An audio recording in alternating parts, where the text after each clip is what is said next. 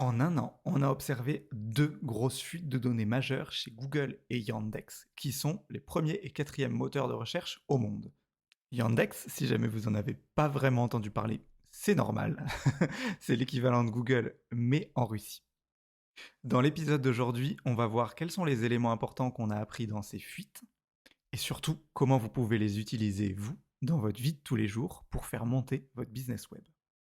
Pour aller plus loin dans cette thématique-là, n'oubliez pas de vous abonner à ma mini-formation gratuite que vous trouverez directement dans la description ou alors à l'adresse businessbacon.fr/web. Le premier élément hyper important qu'on a appris, enfin pas qu'on a appris mais qui a été encore une fois confirmé, c'est que les backlinks, c'est définitivement hyper important. Et en lisant plus ou moins finalement le code de notamment Yandex, donc c'est une partie du code qui a fuité, Google, c'est qu'ils ont été obligés de donner plein de données confidentielles qu'ils ne voulaient pas du tout rendre publiques lors d'un procès qui est en train de se terminer aux États-Unis.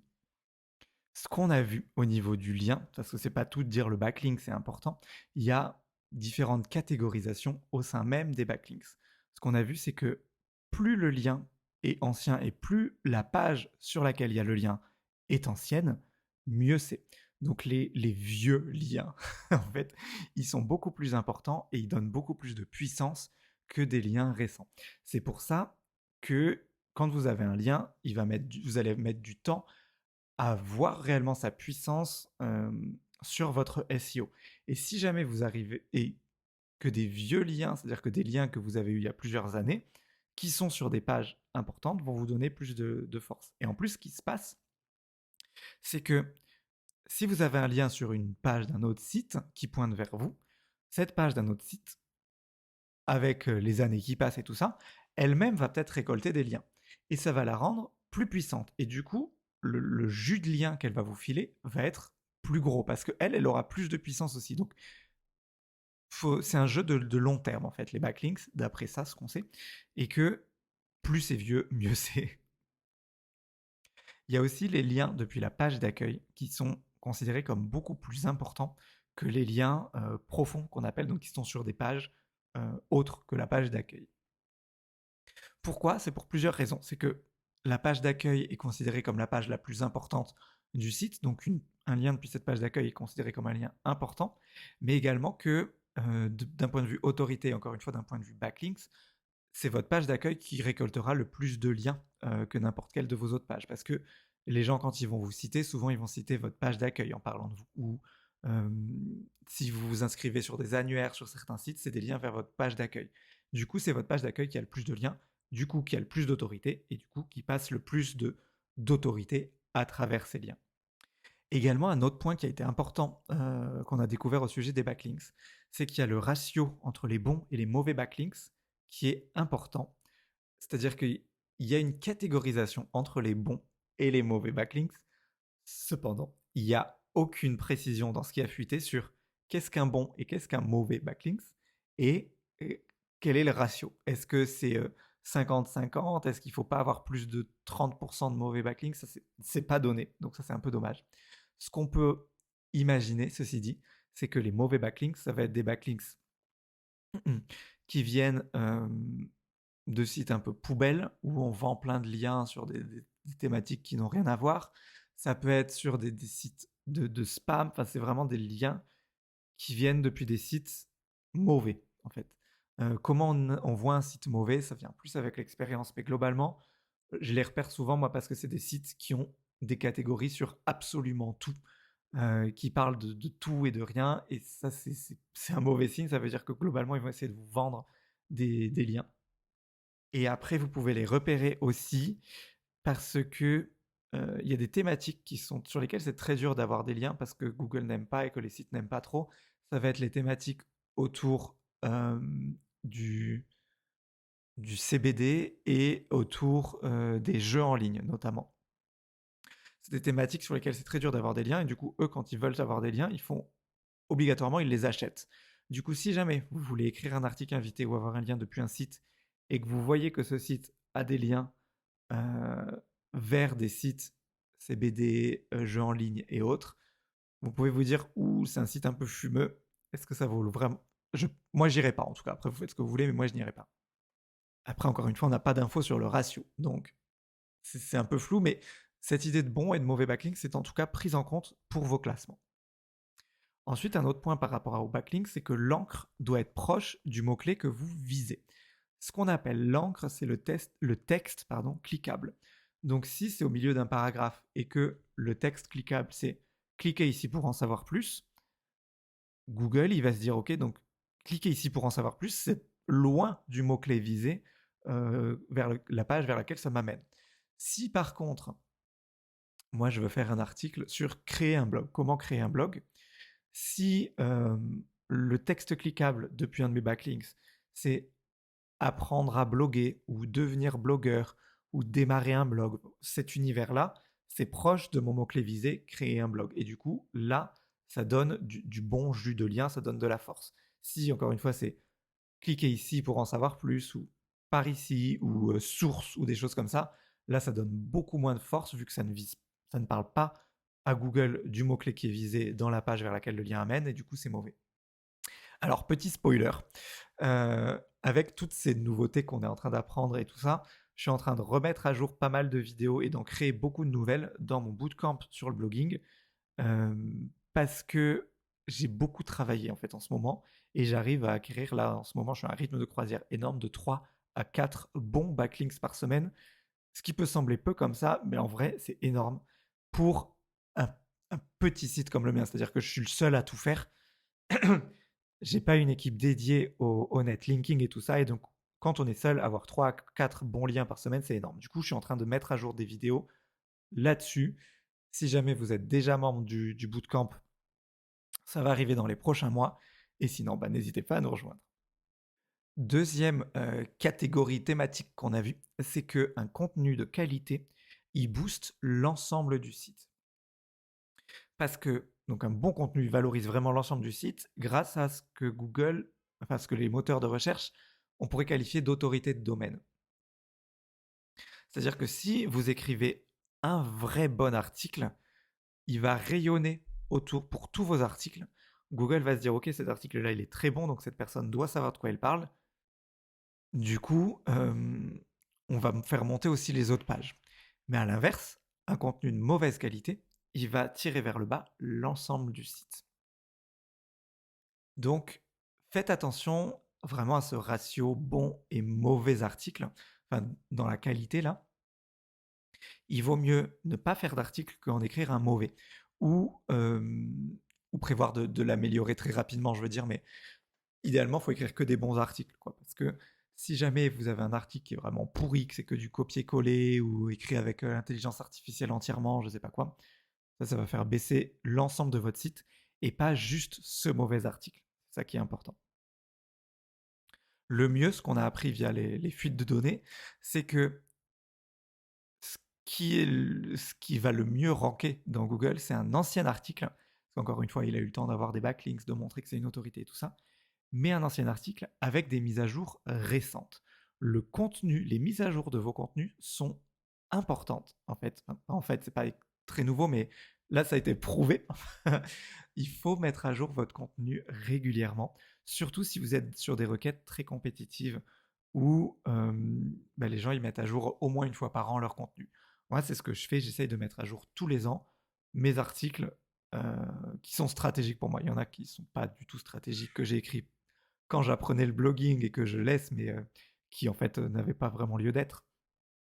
Mais tous mes articles stratégiques, j'ai une liste avec lesquels c'est, et il faut qu'au moins une fois par an, ils aient été mis à jour. Ça ne veut pas dire que je les réécris entièrement. Je peux rajouter un paragraphe, en modifier un autre, revoir comment mes liens sont faits, des choses comme ça, pour que du point de vue de Google, cet article ait été mis à jour, vu qu'il s'est passé quelque chose de nouveau dessus.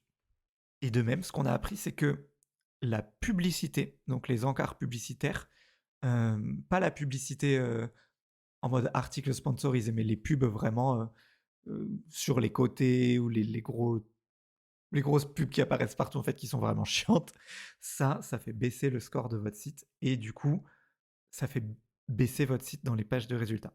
Pourquoi? C'est parce que Google et autres moteurs de recherche considèrent que ça fait baisser, que ça perturbe la lecture des visiteurs. Et ce qui est vrai, il y a certaines pubs qui gêne vraiment la vue de l'article, parce que c'est chiant à lire, je le maintiens, et du coup, ça fait baisser tout ça. C'est quelque chose dont je vous avais déjà parlé, ça, quand je faisais mon bilan de l'année 2023, début 2024, parce que c'est ce qui a motivé ma prise de décision de couper les publicités sur Connect the Dots, où il y en avait avant, et là j'ai décidé de les couper, parce que c'est vrai que déjà c'était chiant, quand on lisait un de mes articles, il y avait de la pub partout, et que Google, cette donnée-là avait déjà fuité via leur procès, disait, enfin on avait appris qu'en fait, ça faisait, ils mettaient une mauvaise note en fait. Vous avez un petit malus si vous mettiez des publicités. Alors pour information, Google, donc vous savez, moi je mettais des pubs via Google Ads, donc qui appartient à Google, et Google Search, qui gère la partie moteur de recherche, et Google Ads sont complètement séparés en interne, ce qui fait que c'est pour ça qu'il y a des... L'intérêt de Google, c'est de vendre de la pub. Donc c'est Google Ads qui ramène l'argent chez Google.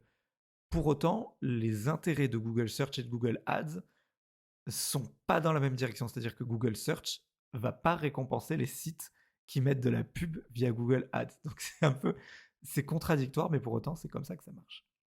Je voulais aussi vous parler rapidement de ce qu'on a appris sur les constructions des URL. Donc les URL, c'est l'adresse web, donc businessbacon.fr/ ce qu'il y a après. Ce qu'on a appris, c'est que s'il y avait s'il y avait des chiffres de manière générale dans l'URL, c'était pas bon.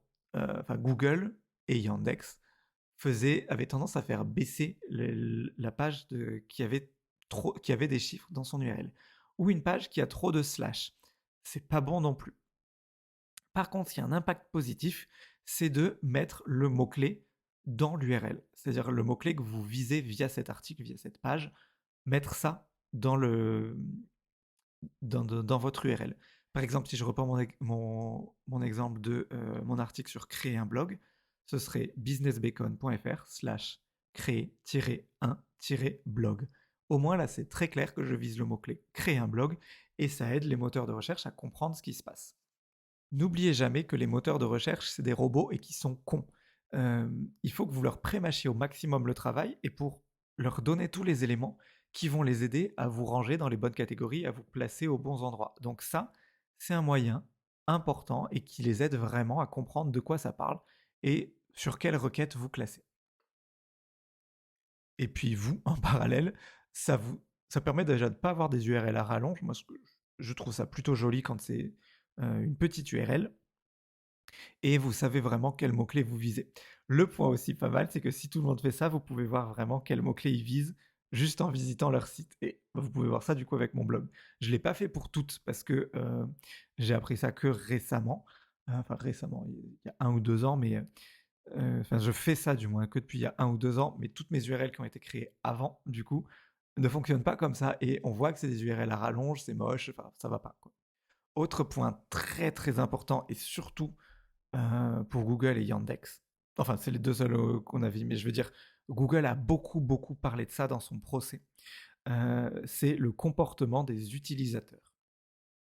Donc, comment ils se comportent avec votre page. On parlait beaucoup avant du taux de rebond. Donc, le taux de rebond, c'est si une personne, entre guillemets, rebondit sur votre page. Donc, elle clique sur le lien dans la page de résultats, elle va sur votre site, et elle rebondit, elle retourne sur la page de résultats. Donc ça, c'était un taux de rebond, et avant, c'était vu comme la donnée importante à surveiller. Ce qu'on a appris, en fait, c'est que c'est une donnée intéressante, mais ça ne dit pas tout, et loin de là même. Par exemple, si la personne cherche quelque chose, trouve la réponse très vite via votre article, et puis revient sur la page de résultats. Et bien pour autant, il y a eu un taux de rebond qui est censé être mauvais vu que la personne est revenue, mais elle a quand même trouvé sa réponse. Donc votre site a bien répondu à sa recherche. Donc ce taux de rebond seul n'est pas intéressant pour savoir. Ce qu'on a vu, qui est en fait très intéressant et qui est vraiment pris en compte, c'est quel est le site qui termine la recherche de l'utilisateur. Ce qu'ils entendent par terminer la recherche, c'est que si une personne visite le premier site, revient, visite le deuxième site, revient, puis le troisième, mais qu'après le troisième site, elle fait une autre recherche, Google et Yandex concluent que c'est ce troisième site qui a terminé la recherche, qui a vraiment répondu à son besoin et que du coup la personne elle a trouvé sa réponse et que maintenant elle cherche autre chose. Et d'un point de vue logique, ça se tient en fait, c'est ça qui s'est passé. Du coup, ce troisième site, il va petit à petit être monté dans les résultats parce que c'est lui qui répond le mieux aux besoins de l'utilisateur. Vous, qu'est-ce que vous pouvez faire de ça? Vous pouvez donner la réponse très rapidement dans votre texte. Et on recommandait souvent avant d'enterrer un peu la réponse dans des paragraphes et des trucs comme ça. En fait, ce qui se passe, c'est que maintenant, vu que les gens ils ont la flemme de tout lire et qu'ils ont tendance à scanner, si vous mettez la réponse assez haut, moi maintenant j'essaie de les mettre dans l'intro de mon texte, il y a la réponse et après on lit si on veut aller plus loin. Ce qu'on fait avec ça, c'est que du coup, la personne trouve très vite sa réponse, elle est contente et elle passe à une autre requête. Et du coup, on a terminé la requête. Si jamais la réponse était enterrée au milieu d'un paragraphe, bah, la personne aurait eu beaucoup de monde, du moins, aurait eu la flemme de tout lire et aurait fait cliquer sur le résultat suivant. Du coup, nous, même si la réponse, elle était quelque part dans notre page, on n'a pas eu ces points bonus de terminer la recherche de l'utilisateur. Donc faites attention quand vous écrivez des articles, il faut que la réponse à la requête soit facilement trouvable et si possible dès le début. Ensuite, ce qui se passe, c'est qu'il y a le temps passé sur le site qui est important et c'est là que ça va en légère contradiction avec trouver la réponse rapide, mais plus l'utilisateur passe de temps sur votre site, mieux c'est. Donc ça veut dire que potentiellement, il faut qu'il trouve la réponse vite et qu'il clique sur un autre lien pour aller visiter une autre page. Donc c'est à vous de voir comment vous construisez un peu tout ça. J'étais tombé l'autre jour sur un site de cuisine qui le faisait bien. J'ai complètement oublié. Enfin, j'ai pas noté l'URL sur le moment. Et du coup, j'ai essayé de le retrouver là avant d'enregistrer, mais j'ai pas du tout trouvé. Ce que eux avaient fait, c'était que il y avait du coup le truc cuisine classique, donc on lisait la recette, et ils avaient mis tout au long de l'article des autres articles de cuisine en lien avec la recette qu'on cuisinait, avec des superbes photos qui donnaient trop envie de manger, de cuisiner ça. Et du coup, ça permettait de cliquer et de garder plus longtemps la personne sur le site. Ce que vous pouvez mettre aussi, c'est des vidéos. Insérer des vidéos dans vos articles qui vont, si les gens regardent la vidéo, ils passent plus de temps sur votre page. Donc ça, c'est cool aussi. Donc, gardez bien ça en tête, que le temps passé sur le site est utilisé. Au niveau du taux de rebond et de qui termine la recherche, Google et Yandex, ils ont accès à cette info parce que ils mesurent, enfin ils arrivent à vous fliquer quand vous êtes sur la page de résultats, mais après quand vous partez, que vous allez sur le site de la personne, là ils n'ont plus accès à vos données, mais ils ont accès à vos données quand vous revenez. Donc ils arrivent à voir pendant combien de temps ils n'arrivaient pas à vous fliquer et ils voient combien de temps vous êtes resté sur la page du site. C'est comme ça qu'ils calculent le temps passé moyen sur un site. Sauf du point de vue de Google, quand vous utilisez Google Chrome, et ça aussi, ça a été un gros point vraiment de leur procès à Google. Google Chrome, en fait, ils ne gagnent pas d'argent avec Google Chrome, mais Google l'utilise uniquement pour récolter plein de données sur les utilisateurs de Chrome, parce que si vous utilisez Google Chrome, ils savent combien de temps vous restez sur les différents sites, parce que vous le faites via Google Chrome qui leur appartient. Et c'est comme ça, via Google Chrome et les utilisateurs de Google Chrome, qui font pas mal de statistiques pour voir si leur page de résultats est intéressante. Ensuite, un autre point dont on a pas mal parlé, surtout d'un point de vue Yandex, mais Yandex, en fait, ils ont été créés par des ex-gens de Google. Donc, ils n'ont pas pu voler l'algorithme, mais ils ont recréé un truc très similaire. Du coup, on peut énormément parier que Google fonctionne aussi de la même manière. Mais ça, ce point de vue sur la qualité du crawl a été élaboré plus avec Yandex, avec les fuites de Yandex. Donc un crawl, qu'est-ce que c'est? Un crawl, ça s'écrit C-R-A-W-L, comme le crawl à la piscine. C'est quand Google il va envoyer son robot sur votre site et qui va scanner tout le site. Il va cliquer sur les différents liens pour visiter tout le site et tout ça. Donc ça s'appelle un crawl web. Ce qu'on a vu, c'est qu'il faut que toutes vos pages les plus importantes, et globalement toutes vos pages du site web, elles soient à moins de 3 clics de la page d'accueil. Ça veut dire qu'il faut que depuis la page d'accueil, en 3 clics, on puisse accéder à n'importe quelle page de votre site. Et c'est plus technique à faire qu'on le croit. C'est-à-dire qu'on peut dire, OK, pas de souci, mais c'est assez il faut y réfléchir. Et alors une technique que je mets en place et que je recommande à tous les membres du bootcamp de blogging, c'est de faire une page plan du site qu'on va mettre dans le footer. Cette page plan du site, c'est une page où on va lister toutes les URL de tout notre site, en fait, tous nos articles, toutes nos pages, tous les liens sont faits via cette page-là du plan du site. Et d'ailleurs, c'est pour ça que beaucoup de sites font ce plan du site. Pourquoi? Parce que s'il est dans le footer, il est accessible en un clic de n'importe quelle page, vu que toutes les pages ont accès au footer. Du coup, on clique sur le footer, enfin on clique sur le plan du site, et depuis ce plan du site, en un seul autre clic, on a accès à toutes les pages de notre site. Donc ça fait qu'en 2 clics, on peut se rendre sur n'importe quelle page du site depuis n'importe quelle page. Et ça, c'est très intéressant parce que ça aide Google à mieux découvrir toutes les pages et à mieux crawler toutes les pages. Faites très attention aussi à ce qu'on appelle les pages orphelines, c'est-à-dire des pages sur votre site où il n'y a aucun lien qui est fait vers cette page-là. C'est-à-dire une page que Google il visite votre site de lien en lien en cliquant sur les différents liens. Si jamais il n'y a aucun lien qui pointe vers cette page, Google ne découvrira jamais votre page. Sauf si vous allez lui dire via un sitemap ou directement via la Google Search Console. Mais de lui-même, il ne découvrira jamais cette page. Donc faites très attention à vos pages orphelines. Il faut que vous vous assuriez que toutes vos pages aient un lien qui y pointe. Et c'est l'intérêt de faire ce plan du site parce que vous êtes sûr qu'il y aura au moins ce lien-là vers cette page-là. Alors pour récapituler un peu tout ce qu'on a dit, c'est que globalement les moteurs de recherche ils sont plein de surprises, c'est-à-dire qu'ils ont toujours plein de données un peu secrètes pour mesurer des choses qu'ils ne vont pas toujours directement vous dire. Ceci dit, quand on y pense, tout ce qu'ils font, c'est dans le point de vue de faciliter la vie de l'utilisateur. C'est-à-dire la qualité du crawl, c'est pour que globalement, un utilisateur il puisse visiter votre site facilement. Si on étudie le comportement utilisateur et qu'on voit qui termine la recherche, c'est pour voir qui répond le mieux à l'internaute. L'URL, c'est parce que des URL plus courtes, c'est plus simple pour l'utilisateur et pour Google, hein, mais c'est aussi plus simple pour l'utilisateur de comprendre ce qui se passe. Un contenu de qualité, c'est bien, ça veut dire que vous êtes sur un bon site, et si vous avez des contenus de mauvaise qualité, il y a moins d'intérêt à envoyer des utilisateurs dessus. Pareil pour les backlinks. Les backlinks, c'est des gens, ça veut dire qu'ils vous utilisent comme source, et du coup que vous êtes un site d'autorité et qui mérite d'être mis en avant.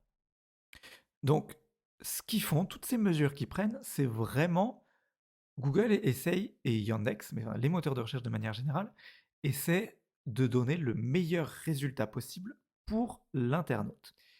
Et vous, en tant que créateur de contenu internet, si vous utilisez surtout donc le SEO, donc a priori avec un blog, pensez toujours à l'internaute. C'est bien d'avoir en tête le SEO, il vous faut des règles basiques, il faut que votre article soit un minimum optimisé pour un mot-clé, que vous ayez des liens, que vous travaillez votre structure de titre et tout ça, mais ça va vous permettre d'être mis en avant par Google. Cependant, si jamais votre article il ne séduit aucun utilisateur, aucun vrai humain, Google va le voir et il va vous déclasser. Donc il faut toujours que vos contenus soient pensés également pour les humains, parce que c'est les humains petit à petit qui vont faire la différence. Google, Yandex et tous les autres, ils vont devenir de plus en plus forts pour mimer le comportement des humains et pour arriver à l'interpréter et à le traduire via un algorithme. Donc si vous arrivez à faire des articles qui plaisent à la fois à Google, mais surtout et à la fois aux humains, vous mettez toutes les chances de vos côtés. C'est un jeu de long terme, le blogging, c'est-à-dire que vous écrivez des articles maintenant, ils vont ranker dans un mois, dans 2 mois, mais dans plusieurs années aussi, s'ils sont bien créés. Et c'est important de penser à ça, parce que dans plusieurs années, quand ils vont continuer à ranker, si ils continuent à ranker, à se positionner, Google et autres moteurs de recherche auront progressé aussi. Et du coup, tant que votre article plaira à ce que l'humain cherche, vous continuerez à être bien positionné. Mais si dès maintenant vous écrivez des articles uniquement, purement SEO et uniquement pour les robots de Google, quand Google deviendra encore plus performant et qu'il se rendra compte qu'en fait votre article ne plaît pas vraiment à des humains, il va vous déclasser. Tandis que si dès aujourd'hui vous l'écrivez bien, vous partez bien avec des bases saines pour le futur. Je vous en parlais également tout au long de cet épisode. Je mets à jour régulièrement mon bootcamp sur le blogging avec toute l'actualité que je trouve, tout ce que j'apprends, tout ça. Si vous voulez voir de quoi ça parle et avoir un petit preview via ma mini formation gratuite, vous pouvez le faire soit dans le lien qui est dans la description, soit à mon adresse à l'URL businessbacon.fr/web. Je me rends compte en regardant mon timer que cet épisode a été un peu plus court. Pourquoi? C'est parce que c'est un épisode que j'avais pas du tout prévu de faire, mais que c'est sur un sujet un peu d'actualité, les fuites de Google et de Yandex. Et je me suis dit que ça pouvait être intéressant de faire cet épisode un peu différent, moins théorique, plus on voit ce qui s'est passé dans l'actualité. N'hésitez pas à me dire ce que vous en avez pensé. J'espère encore une fois qu'il vous a plu. Moi, je prends toujours autant de plaisir à vous parler. J'espère que ma voix ne vous saoule pas. N'hésitez pas à mettre des bonnes notes ou vous abonner. Ça dépend sur la plateforme depuis laquelle vous me suivez. Et je vous dis à très bientôt.